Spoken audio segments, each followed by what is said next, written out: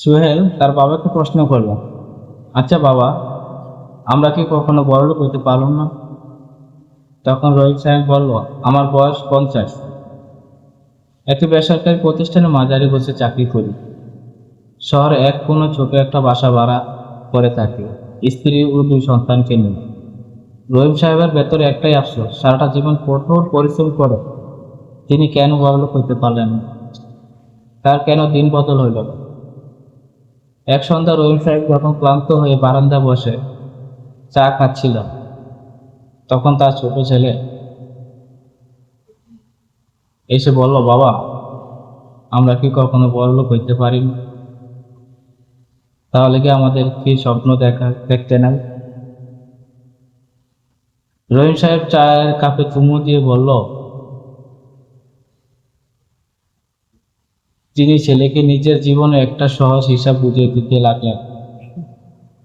শোনো সোহেল, মধ্যবিত্ত জীবনটা একটা নির্দিষ্ট বৃত্তের মতো।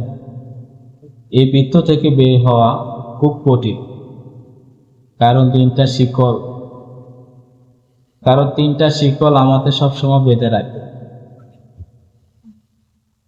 তিনটা শিকলের নাম্বার হয়েছে, 1 নম্বর হয়েছে লজ্জা ও লোভ লজ্জা শিকল। আমরা অভাব হলে তা মুখ ফুটে কাউকে বলতে পারি না। আমরা বেঁচে থাকার জন্য ছোটখাটো কোনো কাজ বা ব্যবসা শুরু করতে আমাদের আজীবাদ্য লাগে। সমাজে মানুষ কি বলবে, এই চিন্তায় আমাদের অর্ধেকটা জীবন পার হয়ে যায়। 3য় নম্বর হইল নিরাপত্তা ও মায়া। ধনীরা ঝুঁকি নিয়ে ব্যবসা করে বা নতুন পথ খোঁজে, আর আমরা একটু নিশ্চিত আয়ের পেছনে ছুটি একটা চাকরি করি। মাস শেষে নির্দিষ্ট বেতন আমাদের মনে ঝুঁকি নেওয়ার প্রবলত ভয় থাকে। কারণ 1 মাসও বেতন না পেলে পরের মাসে আমাদের ঘরে হাঁড়ি চলবে না। 3 নম্বর হইল দায়িত্ববোধ। জমানো টাকা দিয়ে আমরা যখন কিছু করতে যাই বা স্বপ্ন দেখি, তখনই সামনে এসে দাঁড়ায় বড় কোনো প্রয়োজন, কারো অসুস্থতা, সন্তানের লেখাপড়া কিংবা আত্মীয় স্বজনের সাহায্য। আমরা নিজেদের স্বপ্নগুলো বিসর্জন দিয়ে পরিবারের স্বপ্ন পূরণ করতে সারাটা জীবন পার করে দিই। তাই আমরা মধ্যবিত্তরা এত উঁচুতে উঠতে পারি না, কারণ আমাদের ডানাগুলো পরিবার টান আর সমাজের নিয়মের সুতো দিয়ে শক্ত করে বাঁধা। আমরা ভেঙে থাকতে জানি, কিন্তু সমুদ্র জয় করতে শিখি না।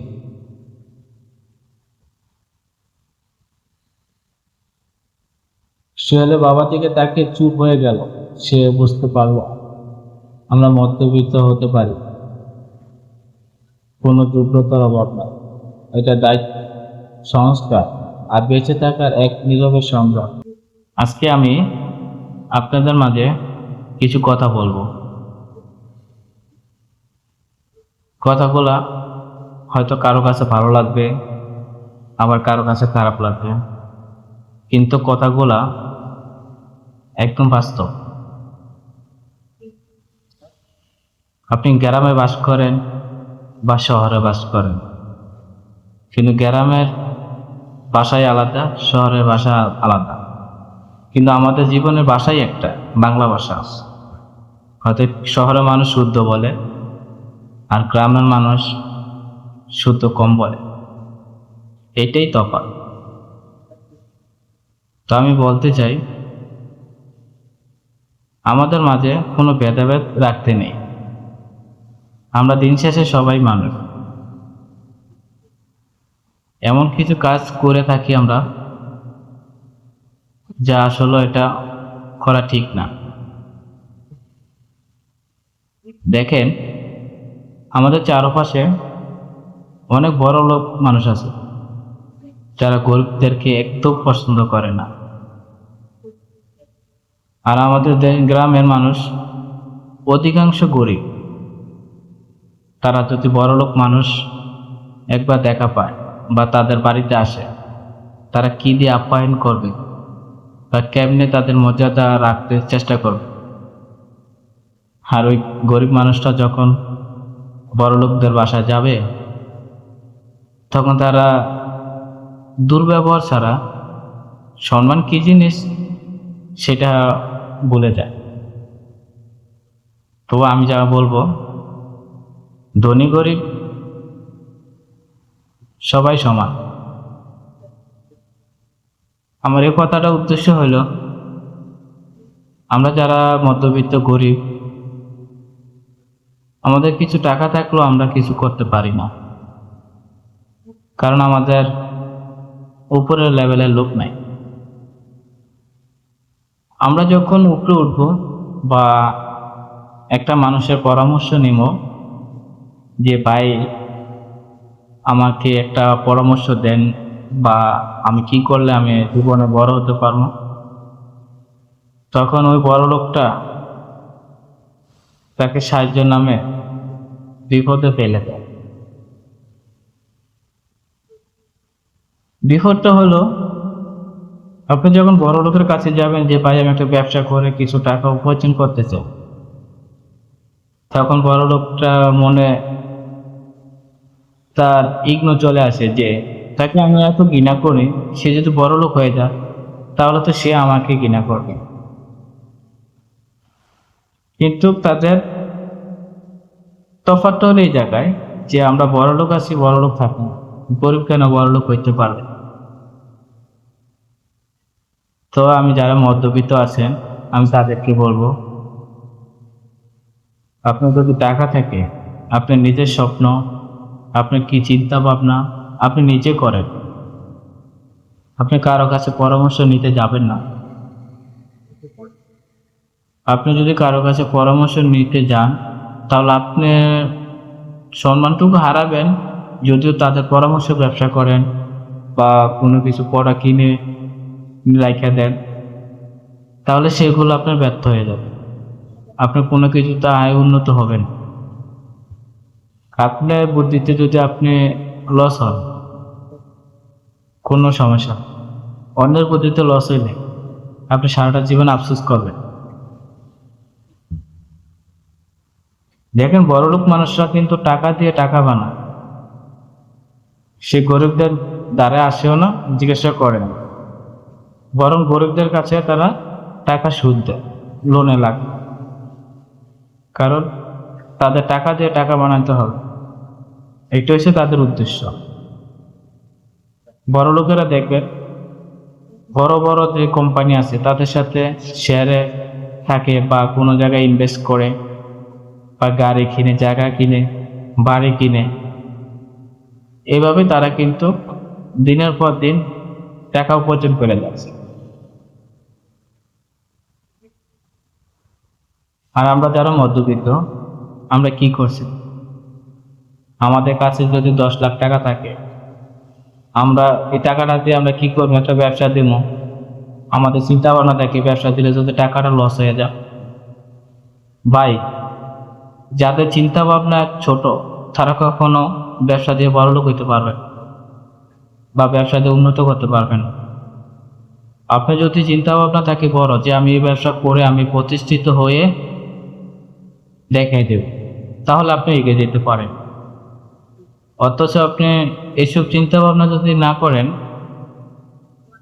তাহলে ভালো। আপনি যদি 10 লাখ টাকা ব্যাংকে রাখেন, আপনি বছরে লাখে কত দিবে আপনাকে ব্যাংকে? কথাগুলো একটু মন দিয়ে শুনলেন। 1 লাখে যদি আপনি মাস শেষে যদি 9,000 টাকা পান, বছরে লাখে যদি বছরে 9,000 টাকা পান, তাহলে মাসে কত পড়ে? 750 থেকে 800। আপনি কি এক মাসে 800 টাকা ইনকাম করবেন, নাকি এক মাসে 20,000 টাকা ইনকাম করবেন, না 5,000 টাকা ইনকাম করবেন? ধরেন আপনি 10 লাখ টাকা ব্যাংকে রাখলেন, আপনি এক বছরে 10 লাখে কত টাকা? যদি লাখে 9,000 টাকা করে হয়, তাহলে 1 বছরে 10 লাখে 9,90,000 টাকা। কিন্তু আপনি যদি সেই জায়গাতে বের হয়ে যদি এই 10 লাখ টাকা যদি কোনোখানে ইনভেস্ট করে, যদিও সে ব্যক্তি আপনাকে 5,000 টাকা করে দেয়, আপনি হিসাব করে দেখেন, যদি সে ব্যক্তি যদি মাস শেষে আপনাকে 5,000 টাকা করে দেয়, তাহলে আপনি 10 লাখে কত আছে?